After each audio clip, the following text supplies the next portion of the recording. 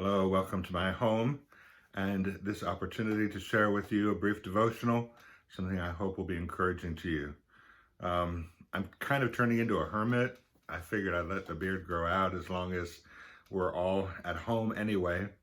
So I hope that's not problematic for any of you.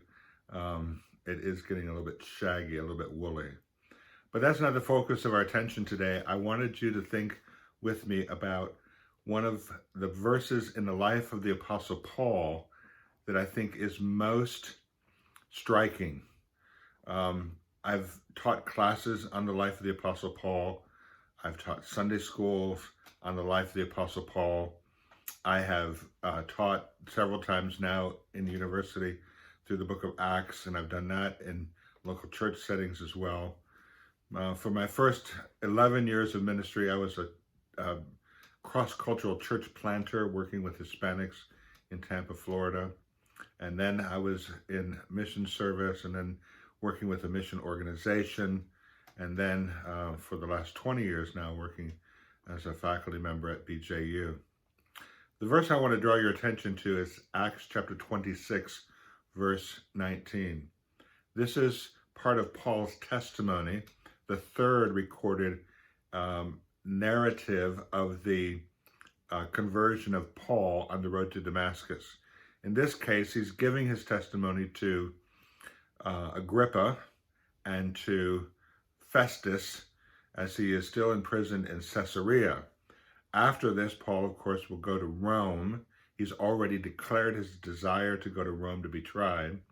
And really the purpose of this hearing in context is for Agrippa to give some advice to Festus about what should we do with this guy. I don't really have any charge to level against him, and yet he's going to the emperor to be tried.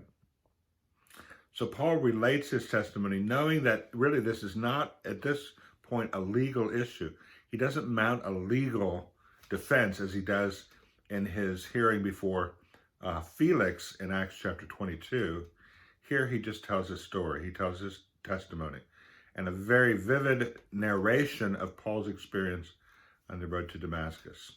He talks about what Jesus says to him. And then in verse 19, Paul says this, "Therefore, O King Agrippa, I was not disobedient to the heavenly vision." I think in so many ways that one verse encapsulates Paul's life.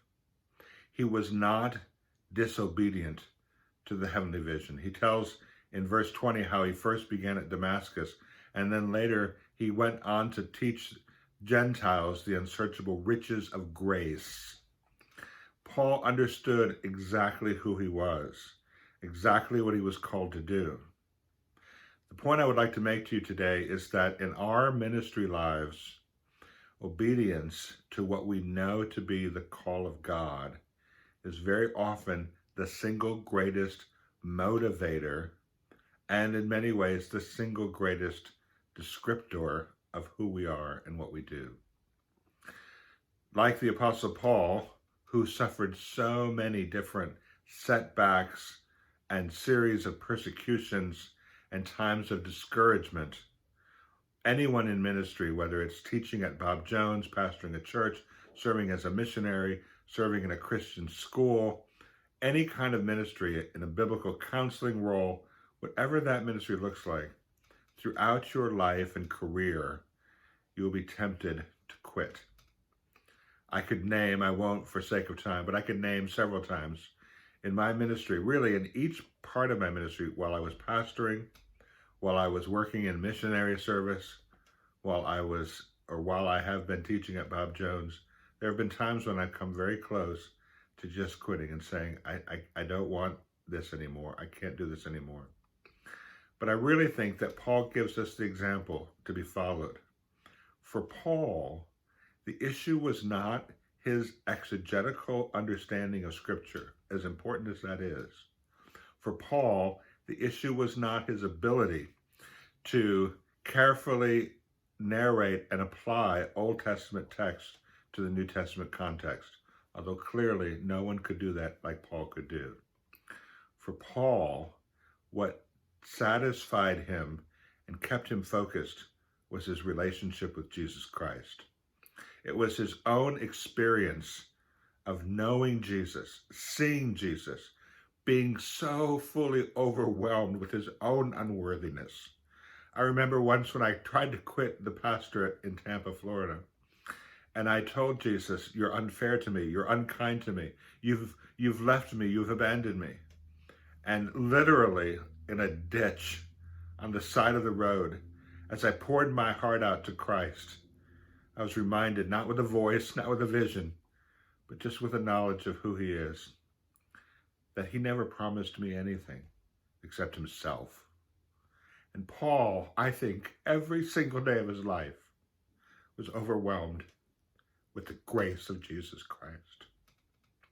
I want to be like that. I hope you want to be like that.